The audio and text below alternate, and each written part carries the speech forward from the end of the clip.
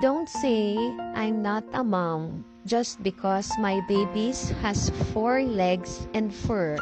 I feed and water them, bath them, take them to their vet appointments, buy their medicines, buy them treats, buy them toys, keep them updated with their shots, clean their wee-wee and poops, let them run and play inside the house, let them be the owner of my bed, protect them from danger, worry about them if they are ill or sick, comfort them when they are scared, take family pictures including them, and love them with all my heart. Yes, they are my babies, they are my kids, and I am their fur mom.